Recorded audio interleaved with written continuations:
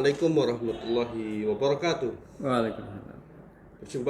Berjumpa kembali bersama saya Nur Alam Widu Kuncoro, calon guru penggerak rekognisi angkatan 9 dari SMK Negeri 2 Surakarta. Pada video kali ini saya akan membawakan satu aksi nyata dari modul 2.3 coaching untuk supervisi akademik. Kita akan melakukan observasi pranya sebelumnya. Oleh karena itu telah hadir bersama kita Pak Sabto Joko Purwadi. Beliau mengajar mapel IPAS kelas 10. Nah, kita akan mengikuti kegiatan pra observasi sebelum nanti ada kegiatan observasi di kelas. Assalamualaikum Pak Sabto. Waalaikumsalam. Sehat-sehat Pak Sabto. Alhamdulillah. Ini luar biasa sekali nih.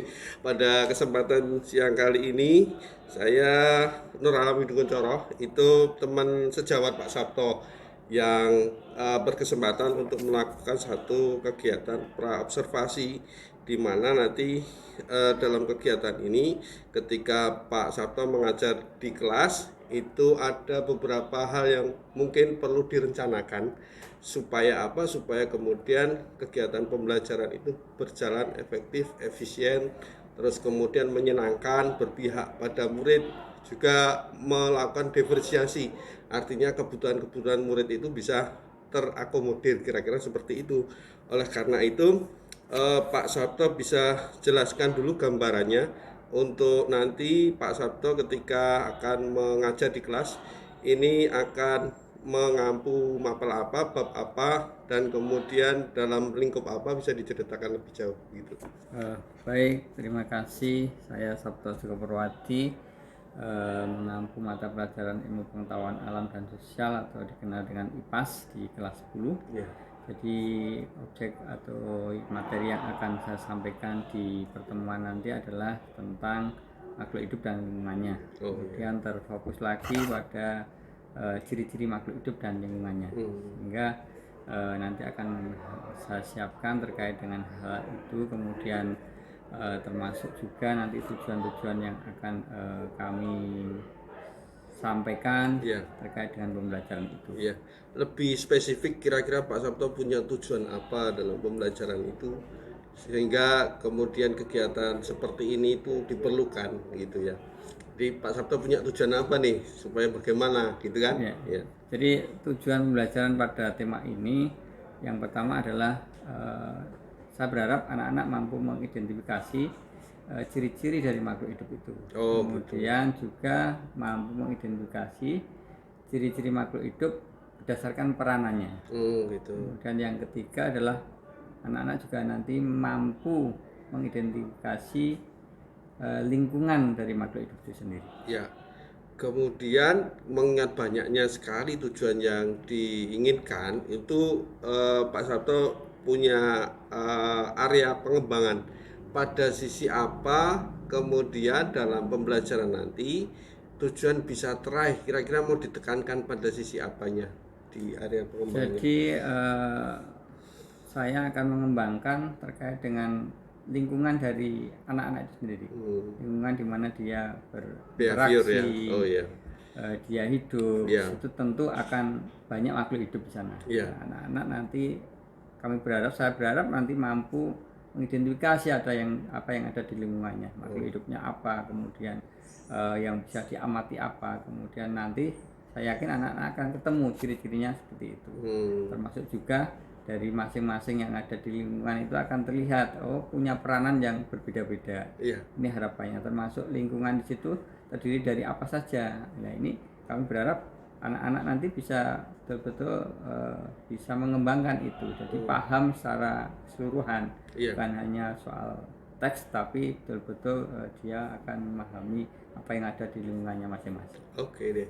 Ya, baik, luar biasa sekali ya. Dengan kondisi yang seperti itu, kira-kira Pak Sabto akan menggunakan strategi apa nanti supaya kemudian tujuan itu bisa teraih begitu? Jadi tentu di kelas nanti akan saya bikin sebuah kelompok-kelompok dari masing-masing anak.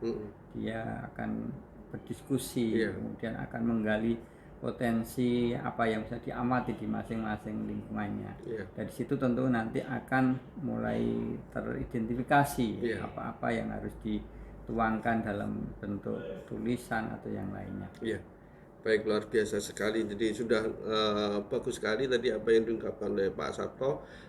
Nanti kita tinggal tunggu aksinya ya. Kira-kira mau diadakan kapan itu untuk kegiatan pembelajarannya? Kemudian saya ingin hadir di kelas itu sebagai satu bentuk supervisi atau observasi dari pengamatan saya. Jamnya kapan, di kelas apa, kemudian di ruang apa begitu, hari apa begitu. Jadi tema ini akan saya lakukan di minggu depan, tepatnya di hari Rabu besok, kemudian di jam pertama sampai jam ketiga. Kemudian ruangannya adalah di ruang kelas otomotif. 10C ya? 10 TOC. Ya, terima kasih Pak Sabto. Insya Allah ketemu lagi pada minggu depan. Siap, terima kasih, semoga sukses Pak Sabto. Assalamualaikum warahmatullahi wabarakatuh. Selamat pagi. Luar biasa. Terima kasih. Sehat semua anak-anak? Sebelum ke materi yang akan kita bahas bersama-sama, saya absen dulu. Hari ini apakah ada yang tidak masuk?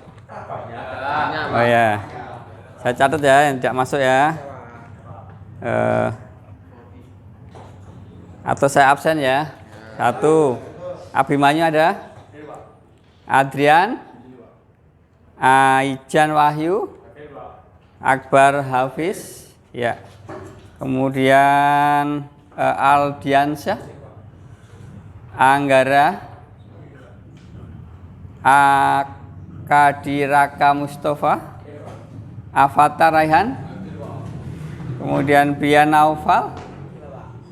Dani Reza Saputra, Fahri Ahmad Azhar, Fandi Saputro, kemudian Fatir Al-Hafiz, Galang Indra Perkasa, Helmi Torif, Kresa Febrian Putra, kemudian Lionel Kamilu, Muhammad Adi Nugraha, Muhammad Hafiz Ardiansyah, berikutnya Muhammad Imron Abdul Aziz, Muhammad Rehan, gak ada, Muhammad Ridwan Dima, Muhammad Zidan, Naufal Afif, Nawar Farid, kemudian Ovan Hetrik, Radi Nafis Saputra, Raditya Pandu, kemudian Raffi Atta Nugraha, enggak masuk. Raihanur Ridwan Barku, Rifai Aditya Pratama, Gadi Rohmat Arya, Satria Yoga, enggak masuk. Valentino Dino Padana, Yaina Raffi, kita masuk Pak. Ya.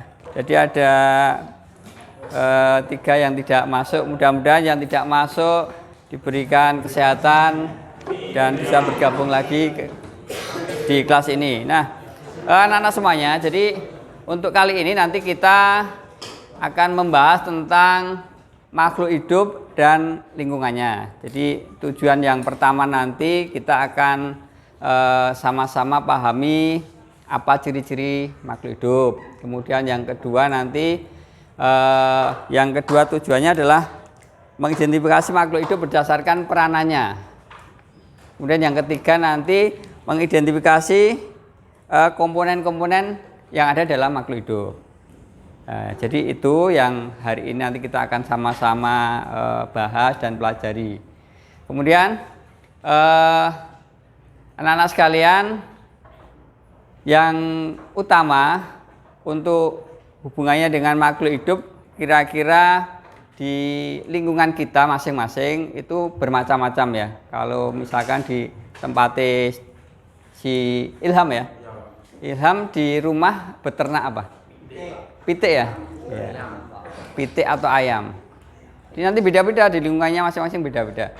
Di punyanya Ilham ada ayam. Yang Ilham amati itu kira-kira di pagi hari itu ayamnya ngopo?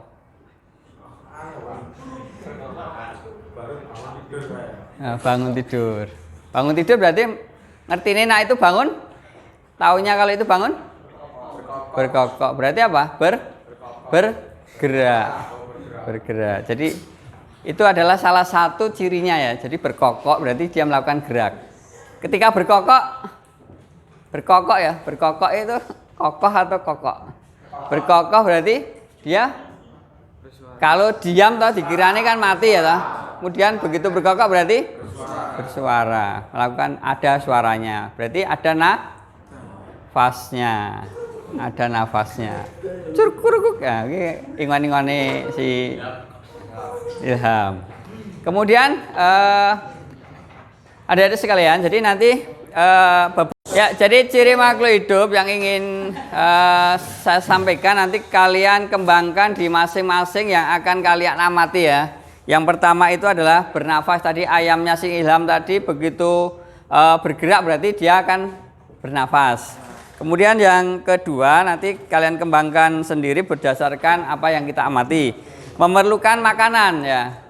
Jadi kalau tiap hari dia bergerak, bernafas, tentu akan mengeluarkan energi. Nah, energi itu akan didapatkan ketika dia memakan makanan sesuai dengan kebutuhannya masing-masing. Kemudian yang berikutnya adalah ciri yang lain adalah bergerak. Tadi sudah dikatakan si Ilham, ayamnya berkokok ya. Kemudian ketika ayam tadi kalian pegang, kira-kira yang dialami ayam tadi apa? Berusaha untuk dipegang. Ya. Nudul bisa, kemudian menghindar bisa, apalagi? Wek-wek bisa. Nah, lari juga bisa, menjauh. Berarti apa? Dia apa? Menerima rangsangan. Kemudian yang berikutnya adalah ketika ayamnya si Ilham awalnya hanya 2, kemudian dia bertelur. Kemudian netes ya. Diengkremi terus kemudian engkrem ya. Diengkremi apa bahasa Indonesia nih? Mengerami kemudian menetas, kemudian dia bertambah lagi, itu namanya apa? Berkembang biak. Itu adalah bagian dari ciri-ciri makhluk hidup. Kemudian berikutnya adalah nang kandangnya nak esok ya, aku dadak ngersiki ya. Berarti apa? Limbah, kotoran. Berarti apa? Mengeluarkan zat sisa. Termasuk kalian. Kalau sudah nggak mengeluarkan zat sisa berarti sudah bukan makhluk hidup. Kemudian misalkan si Yainal beli tanaman dari Tawangmangu ya, yang sana udaranya dingin, kemudian dia tanam di Solo ya, yang notabene udaranya agak panas. Tumbuhan tadi ternyata nganggo layu-layu sebentar ya. Kemudian Yainal dengan ya tanaman yang bersuhu dingin di Tawangmangu tadi yang ditanam si Yainal di sini itu akan mengalami apa? Penyesuaian. Ya. Namanya apa? Adaptasi. Itu juga bagian dari ciri-ciri makhluk hidup. Nah, sesuai dengan tujuan yang kedua, makhluk hidup mengidentifikasi makhluk hidup sesuai dengan peranannya. Ya, jadi di sini Pak Sabto sampaikan peranan dari biotik atau makhluk hidup itu ada tiga peran. Yang pertama produsen, kemudian yang kedua konsumen, yang ketiga pengurai. Ya. Semuanya itu makhluk hidup ya. Produsen apa? Padi, rumput, tumbuh-tumbuhan itu namanya produsen yang utama ya. Kemudian konsumennya siapa? Bisa manusia, bisa hewan. Kemudian pengurai siapa? Ya, bakteri, jamur. Bismillahirrahmanirrahim. Assalamualaikum warahmatullahi wabarakatuh. Alhamdulillah, pada kesempatan kali ini kita melanjutkan kegiatan aksi nyata modul 2.3. Nah, kita sudah sampai tahap pasca observasi. Nah, telah hadir bersama kita itu PP, pengajar praktek calon guru penggerak angkatan 9, beliau Pak Roni Sugianto. Dan ya, terima kasih Pak Roni waktunya. Jadi kita sudah melakukan observasi bersama Pak Sabto. Nah, sebelum nanti kita melangkah ke Pak Roni, ini saya ingin konfirmasi dulu dari kegiatan perannya dan juga saat observasi begitu Pak Sabto. Mungkin bisa disampaikan dari apa yang sudah kita ikuti dari awal sampai akhir ini, itu Pak Sabto sudah tergambar. Kira-kira ada hal yang bisa di-sharingkan begitu ya. Apakah tujuan-tujuan dari pembelajaran itu sudah tercapai begitu?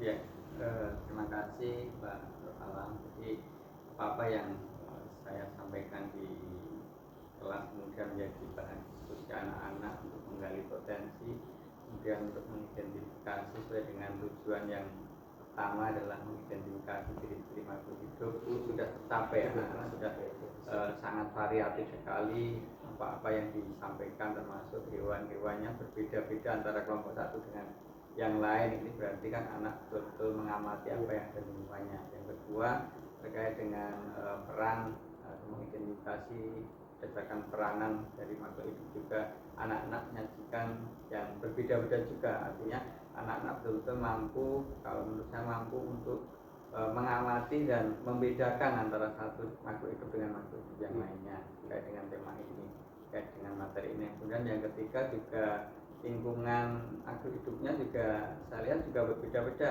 terkait dengan apa yang sudah dipresentasikan anak, sehingga betul-betul anak itu memahami betul apa yang ada di lingkungannya. Ya, baik. Terima kasih Pak Sabto. Jadi kalau dari sisi skala 1 sampai 10 kira-kira di skor berapa itu dari apa yang sudah Anda lakukan itu kegiatan kegiatan pembelajaran itu kira-kira kita melakukan kegiatan supervisi seperti ini dengan tidak melakukan itu ada perbedaan itu di skor berapa kalau 0 sampai 10 itu? Kalau indikatornya capaiannya adalah berdasarkan tujuan itu saya nilai 9 kalau melampaui gitu. Iya ya, luar biasa ya. Terima kasih Pak Sabto. Dengan kondisi seperti itu mungkin Pak Sabto bisa mengidentifikasi sisi-sisi mana yang perlu untuk dikembangkan. Ya. Jadi kalau menurut saya dari materi yang sudah didiskusikan bersama itu yang perlu dikembangkan adalah sisi-sisi terkait dengan aktualisasi berupa visualisasi, sajian-sajian dalam bentuk video, kemudian benda-benda yang bergerak yang mudah untuk bisa diamati kembali sesuai dengan apa yang dipresentasikan. Saya pikir itu perlu ditambah lagi. Oh iya, porsinya perlu ditambah ya. Jadi rencana aksinya nanti juga muncul kan, kira-kira mau seperti apa supaya kemudian ini tidak berhenti begitu saja. Ya. Ada diferensiasi perbedaan ketika Pak Sabto itu ada kegiatan supervisi seperti ini dengan tidak ada itu ada diferensiasinya, ada perbedaan. Aksi nyatanya kira-kira nanti mau diadakan apa seperti apa gambarannya? Gambaran saya anak-anak nanti apa yang sudah disajikan melalui kelompok ataupun individu itu saya harapkan ada karya nyatanya. Misalkan dia mengamati tentang ada produknya, gitu ya. Produknya bisa dalam bentuk video, dalam bentuk poster, dalam bentuk PPT atau yang lainnya. Saya kira apa yang disajikan tadi betul-betul inilah, jangan sampai hanya mengira-ira. Luar biasa sekali. Dan nanti perlu tanggung jawab ya, karena anur tirtanya juga seperti itu. Ada tanggung jawab supaya kemudian ini tidak sekedar kegiatan yang sudah selesai begitu saja, tapi ada pertanggungjawaban juga. Ini kira-kira Pak Sabto punya pendapat untuk hal ini. Jadi dari masing-masing kelompok tadi tentu harus punya peranan masing-masing itu sebagai bentuk tanggung jawab. dia harus melakukan apa dari masing-masing individu, kemudian dari produk itu harus betul tersaji dengan bagus. Oke. Ya, terima kasih Mas Sabto, sukses untuk Anda. Insya Allah pembelajaran kedepannya lebih bagus lagi. Nah, saat sekarang ini kita ada Pak Roni selaku PP pengajar praktek. Dari apa yang sudah saya sampaikan, mungkin Pak Roni ada hal yang disampaikan. Baik, terima kasih Pak Alam, Pak Nur Alam. Jadi setelah saya melihat tadi tahapan dari pra observasi, kemudian observasi, dan hari ini adalah pasca observasi, itu sudah sangat baik karena tahapan-tahapan tinta itu sudah dilalui, dan di mana juga Pak Nur Alam ini sudah mampu memberikan pertanyaan-pertanyaan yang bisa memancing Pak Sabto untuk menemukan solusi-solusi dari coaching untuk supervisi akademik ini. Nah, dan Pak Nur Alam juga tadi lebih banyak memberikan pertanyaan ya, dan Pak Sabto juga memberikan respon-respon yang sangat positif untuk kegiatan coaching ini. Menurut saya masukannya itu sudah sangat baik. Terima kasih Pak. Terima kasih Pak Roni waktunya. Terima kasih Pak Sabto, terima kasih Pak Roni untuk waktu dan kesempatan yang akan datang. Kita akan berjumpa lagi pada topik dan pembahasan yang berbeda. Demikian pemirsa yang berbahagia, kurang lebihnya mohon maaf. Assalamualaikum warahmatullahi wabarakatuh.